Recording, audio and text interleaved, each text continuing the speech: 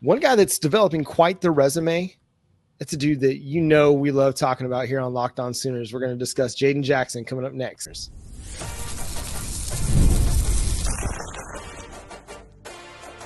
You are Locked On Sooners, your daily podcast on the Oklahoma Sooners. Part of the Locked On Podcast Network, your team every day.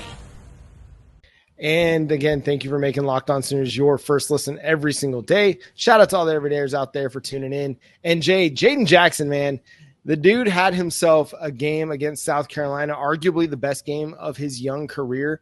Came up with 4 total tackles. Pro Football Focus credited him with 3 stops, which a stop, according to Pro Football Focus, is a play that results in a quote-unquote loss, basically a net loss in expected points added or efficiency. And he had his first career sack. So, man, just ecstatic for him. Again, the first true freshman to start for Oklahoma at defensive tackle since Tommie Harris. And so far, Jayden Jackson is living up to the billing. He's meeting expectations. And I think we're still just scratching the surface with what he can be.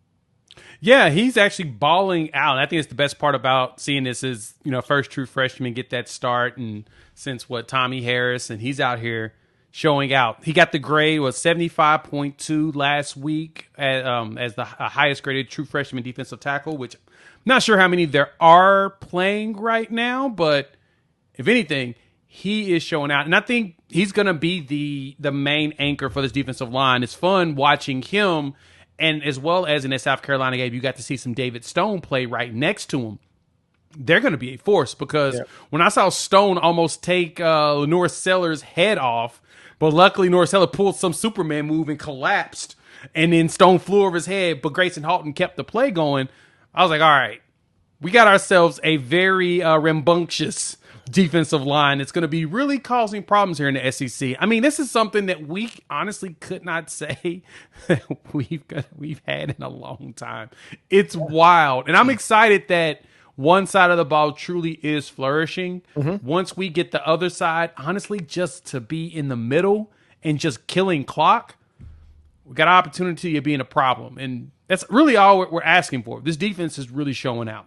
Yeah, there's been a lot of talk about whether Oklahoma's SEC ready or not. That defensive tackle group is 100% SEC ready. Oh, yeah. Between Dominic Williams and Dejon Terry and Jayden Jackson, David Stone, dude, they're playing really, really good ball. And it's really fun to see because we'd been itching for that, right? It's the one thing that when Brent Venables brought Todd Bates over from Clemson, everybody got excited about. It's like, okay, Oklahoma's going to have a chance to reestablish itself on the defensive interior, and they've done it. Part of the reason they're so good against the run is because their defensive tackle group is so good. And Jayden Jackson, a true freshman, is still a big, big part of that. I did a list of the 10 highest graded Sooners according to Pro Football Focus through week 8. And Jayden Jackson comes in at number 9 on that list. 9 of your 10 are defensive players, and Jayden Jackson is number 9. He's 9th on the team in total tackles with 16. Like, that's amazing. Like, he's playing 31 snaps a game, and he is – listen, not everything that he does for this team is going to show up on the stat sheet, but he's now starting to show up on the stat sheet. He had 5 tackles the week before against Texas, and then had 4 total tackles in this game. So, like, he's starting to really hit his stride. And, again, he's just a true freshman, 7 games into his collegiate career, and has a chance to be much, much better as this thing goes along. Yeah, he's a run stuffer, and it's funny. I was going through it as well. You got him and Grayson Halton sitting at like a 79 and 77 in their rush defense grade. Your top rush defender is Robert Spears-Jennings. Even though he hasn't had a good last couple of weeks, he has been overall he's been nails, and he has been the dude coming downhill right there next to those defensive linemen, making sure that none of those holes are opening up and being able to stop these running backs in the backfield or right there at the line of scrimmage.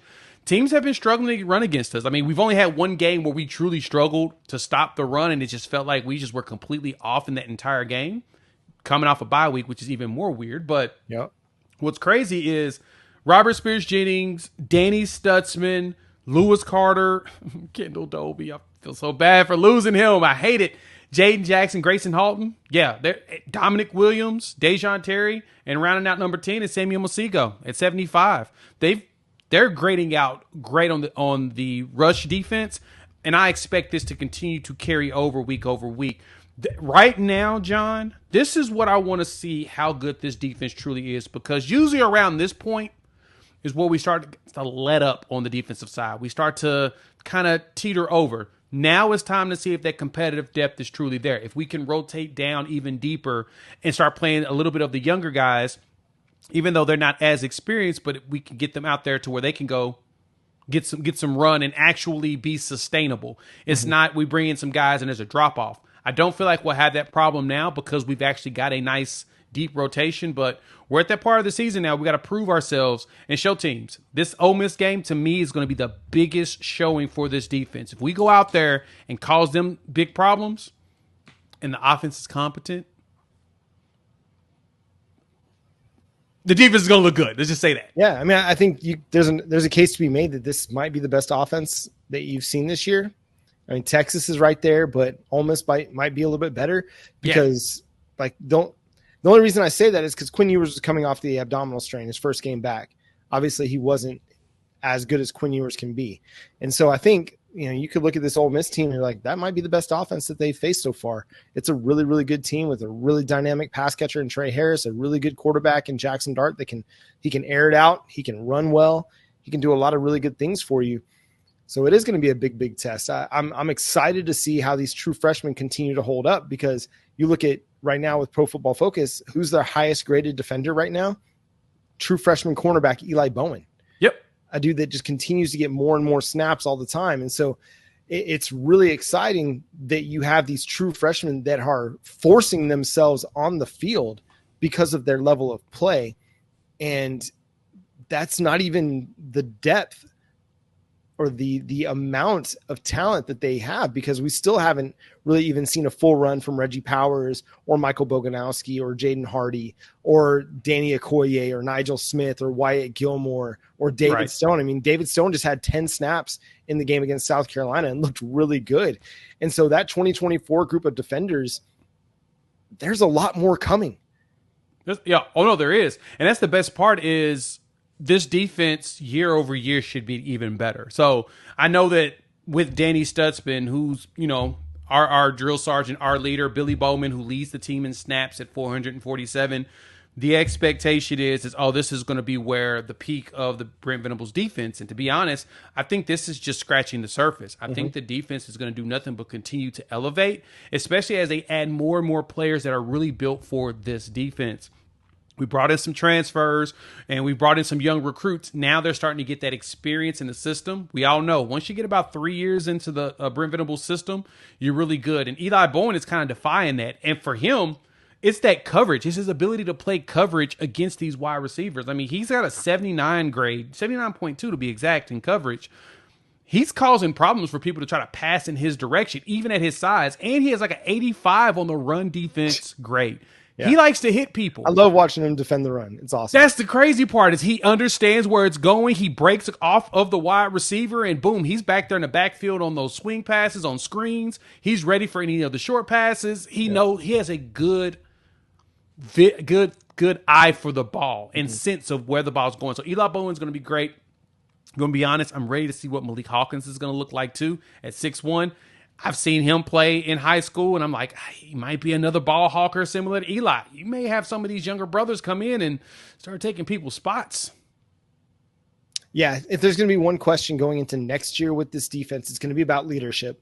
Who steps into the leadership void that Danny Stutzman and Billy Bowman and Ethan Downs and Dejon Terry leave? But remember, you're going to have a Kendall Dolby come back, and he's going to be a big leader on this team next year. Somebody who's really stepped up into a role. We've talked true freshmen. Let's continue to talk true freshmen coming up next here on Locked On Sooners.